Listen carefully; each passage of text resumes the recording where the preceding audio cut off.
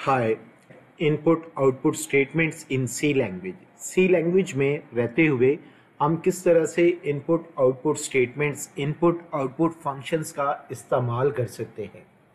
ये मेरा lecture specially ICS, BCS, BSc computer science और एमएस कंप्यूटर साइंस के लिए है। Input output statement C language में हम किस तरह से इस्तेमाल करते हैं। सबसे पहला पॉइंट है मेरे पास कि आउटपुट स्टेटमेंट क्या होती है। बेसिकली स्टेटमेंट का मतलब ये होता है कि इसे हम फंक्शंस कहते हैं। ये किस लिए इस्तेमाल होते हैं? इनको हम इस्तेमाल करते हैं to get data from the program, यानी प्रोग्राम से डेटा लेकर आपके मॉनिटर स्क्रीन के ऊपर जो है ये डिस्प्ले करता है। आउटपुट प्रोड्यूस कौन करता है? मॉनिटर आउटपुट और करता है, और इसे हम स्टैंडर्ड आउटपुट कहते हैं। यानी आपकी जो स्टैंडर्ड आउटपुट डिवाइस है वो मॉनिटर है। एक एग्जांपल यहाँ पर लिखी हुई है, printf welcome to knowledge की दुनिया। यानी ये आपके पास प्रिंट एफ का एक ऐसा फंक्शन है जो आपकी स्क्रीन के ऊपर आउटपुट डिस्प्ले करेगा। प्रिंट एफ हमारा आउटपुट फंक्शन के तौर पर इस्तेमाल होता है। इस फंक्शन की मदद से हम कौन से काम कर सकते हैं? To display a messages. हम यानी स्क्रीन के ऊपर अपने मैसेजेस जो होते हैं उन्हें हम डिस्प्ले कर सकते हैं। उसके साथ साथ मेंशन है कि इसको आप एक्सेस कहाँ से करते हैं। इसको आप एक्सेस करते हैं, एक आपके पास हेडर फाइल होती है जिसे हम stdio.h कहते हैं, जो हमारी standard input output header file होती है। प्रिंट एफ के फंक्शन में आपके पास फॉर्मेटेड स्ट्रिंग भी होती हैं, जिसे आप इन्वर्टेड कॉमास के अंदर लिखते हैं, और आपके पास लिस्ट ऑफ वेरिएबल्स भी होते हैं। लिस्ट ऑफ वेरिएबल्स जो होते हैं इसे हम एज अ आर्गूमेंट इस्तेमाल करते हैं, क्योंकि हम अपने वेरिएबल्स की वैल्यूज को स्क्रीन पर डिस्प्ले करना चाहते हैं, तो उसके लिए हमें अपने वेरिएबल्स का नाम मेंशन करना पड़ता है। इसी तरह से अब हमारे पास नेक्स्ट जो स्लाइड है इसके अंदर मेंशन है वैल्यूज। इसमें कौन सी होती हैं? Values of variables are display according to the specified format. यानी आप अपने वेरिएबल्स के साथ जो है, जैसे %d आप लिखते हैं, बेसिकली ये आपके पास फॉर्मेट स्पेसिफायर है, और ये इस चीज़ को प्रोमिनेट कर रहा है कि इसकी मदद से हम कौन सी वैल्यू अपने स्क्रीन में जाहिर कर सकते हैं।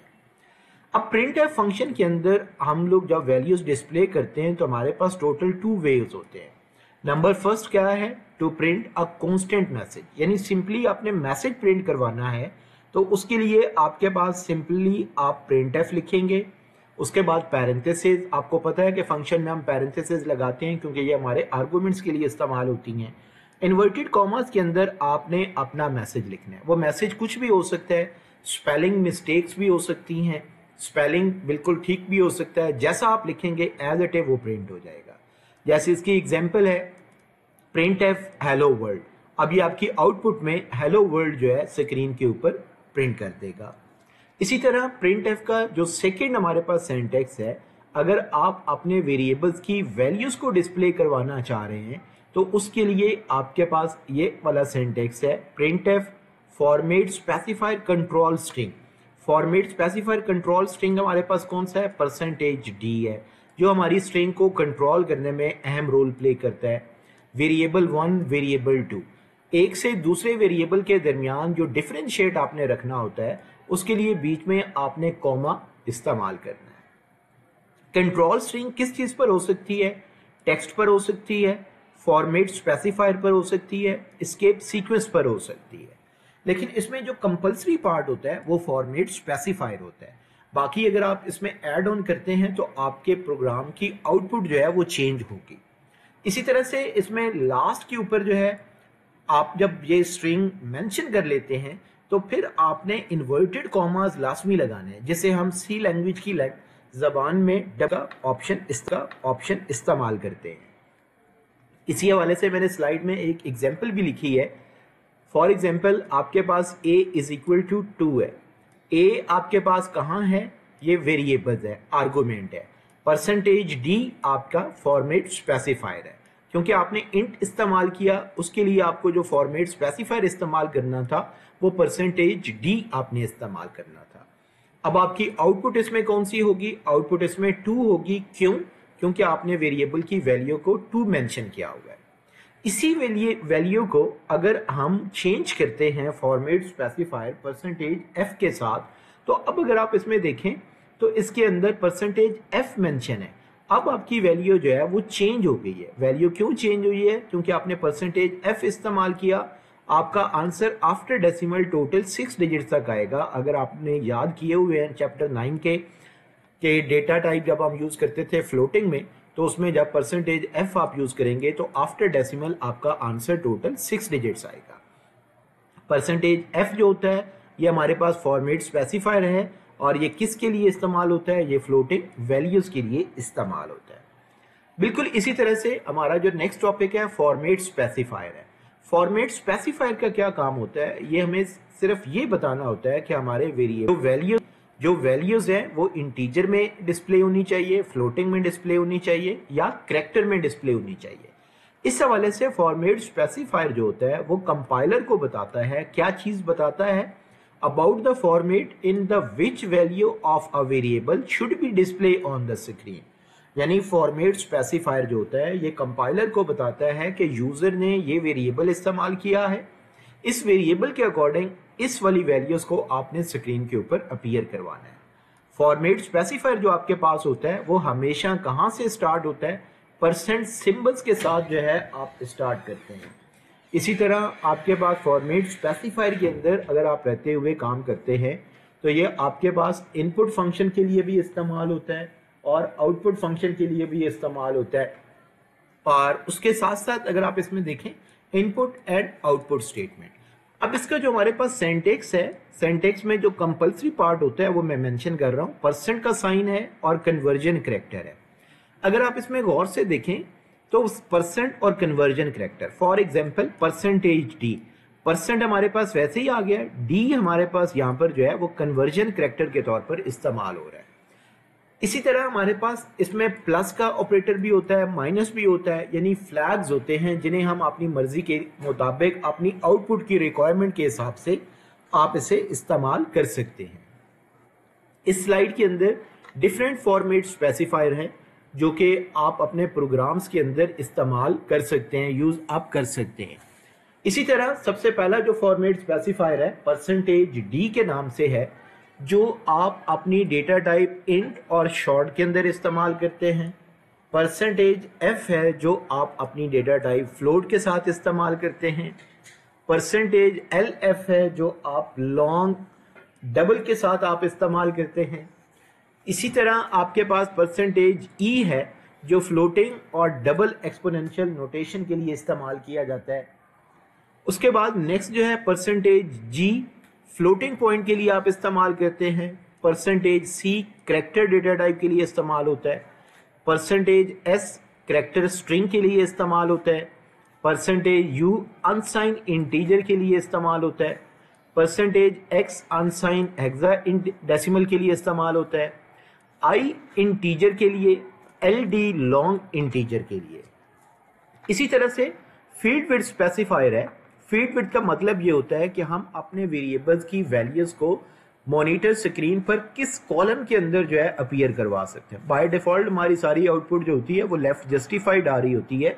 अगर आप अपनी आउटपुट को स्क्रीन के दरमियान में लाना चाहते हैं तो उसके लिए आपको फील्ड विड्थ स्पेसिफायर का इस्तेमाल करना पड़ेगा। फील्ड विड्थ स्पेसिफायर किस तरह से काम करता है? बेसिकली ये कंपाइलर्स को बताता है कि आपने वेरिएबल्स की वैल्यूज को स्क्रीन के किस कॉलम में जाकर डिस्प्ले करना है। फील्ड विड्थ स्पेसिफायर को जब आप लिखते हैं तो आप 1 से लेकर 80 के दरमियान लिख सकते हैं। इसका मतलब ये हुआ कि हमारे मॉनिटर स्क्रीन में टोटल 80 कॉलम्स होते हैं। आपकी बाय डिफॉल्ट जो आउटपुट आती है वो कॉलम नंबर 1 पर आती है। अगर आप ये चाहते हैं कि आपने कॉलम नंबर 5 पर प्रिंट करवाना है तो उसके लिए आपने फील्ड विड्थ स्पेसिफायर को डिस्प्ले करवाना होगा। इसके लिए हमें सिर्फ 2 कैरेक्टर्स मेंशन करने होते हैं, परसेंटेज का साइन और कन्वर्जन कैरेक्टर। इसके दरमियान में आपने वो कैरेक्टर मेंशन करना है जिस कॉलम में आप अपनी वैल्यूज को डिस्प्ले करवाना चाह रहे हैं। जैसे मेरे पास एक एग्जांपल है, area is equal to percentage 6d।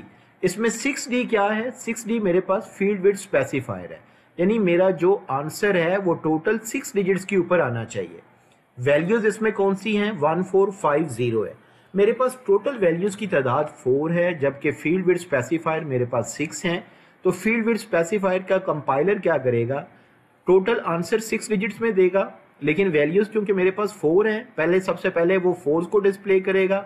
4 को डिस्प्ले करने के बाद वो दो स्पेसेस जो होती हैं, जो कि सी लैंग्वेज में रेक्टेंगल स्पेस के तौर पर रिप्रेजेंट होती है, यानी सिंबल जो इसमें होती है वो रेक्टेंगल इसमें अपीयर कर देगा। जैसे मेरे पास भी आउटपुट में आ रहा है area is equal to 2 spaces और फिर 1450। इसी तरह से आपके पास है कि अगर आपको इंटीजर्स जो है, फॉर्मेटिंग ऑफ इंटीजर कैसे हम इसमें डन कर सकते हैं, किस तरह से हम प्रिंट करवा सकते हैं, तो इसके लिए सिर्फ आपके पास परसेंट का साइन होगा, फील्ड विड्थ आपके पास होंगी, कन्वर्जन करैक्टर होगा, तो आप कोई भी रिप्रेजेंट इसमें रिप्रेजेंट करवा सकते हैं। इसके लिए जो फॉर्मेट स्पेसिफायर आपने यूज करना है, %d, %i, ये दोनों आपने फॉर्मेट स्पेसिफायर यूज करने हैं। आउटपुट में लिखा हुआ है वॉल्यूम इज इक्वल टू %70, यानी आपका आंसर टोटल 7 डिजिट्स में आना है। तो इसके लिए हमारे पास आंसर कितनी वैल्यूज का है, 1, 2, 3, 4 और 5। इसकी भी आउटपुट हमारे पास शुरू में 2 स्पेसेस जो है वो रेक्टेंगल के तौर पर अपीयर होंगी। फील्ड विड्थ स्पेसिफायर की एक एग्जांपल है, जैसे प्रिंट है %d 786। अब अगर आप देखें इसमें फील्ड विड्थ स्पेसिफायर में किसी चीज को स्पेसिफाई नहीं किया गया, सो हमारा आंसर जो है वो 786 एज इट इज प्रिंट होगा। अब आपके पास 4d है, जबकि वैल्यूज आपके पास 3 है, तो वो क्या करेगा, शुरू में एक रेक्टेंगल ऐड कर देगा। 5d है, जबकि वैल्यूज आपके पास टोटल 3 हैं, तो इसमें भी आपके पास 2 रेक्टेंगल प्रिंट करेगा। प्रिंट है %4d -786, इसका मतलब है कि टोटल हमारे पास 4 डिजिट्स हैं, हमारा आंसर 4 डिजिट में प्रिंट हो जाएगा। प्रिंट है %5d -786, अब इसमें टोटल आपकी वैल्यू 4 डिजिट्स की है, जबकि फॉर्मेट स्पेसिफायर जो हमारे पास फील्ड विड्थ है वो 5 डिजिट्स का है, तो एक स्पेस खुद से ऐड कर देगा। प्रिंट है %1d और आगे 786 है, वैल्यूज ज्यादा है, फील्ड विड्थ स्पेसिफायर कम है, तो वो क्या करेगा, इसे इग्नोर कर देगा और पूरी वैल्यूज प्रिंट करेगा। सेम प्रिंट है %2d -786, इसमें भी वैल्यूज जो है वो ज्यादा है, फील्ड विड्थ कम है, तो इसमें भी आपका आंसर जो है वो एज इट इज प्रिंट हो जाएगा, फील्ड विड्थ को वो इग्नोर कर देगा।